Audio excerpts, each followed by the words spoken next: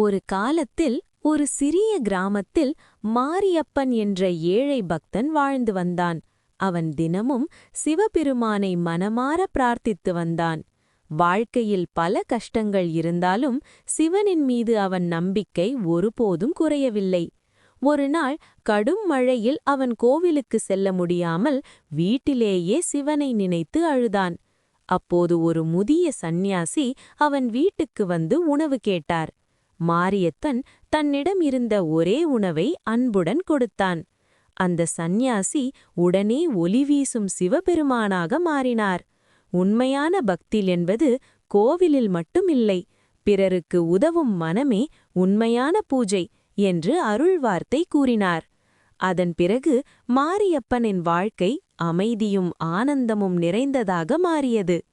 நெறி: உண்மையான பக்தி என்பது அன்பும் கருணையும் கொண்ட மனம்.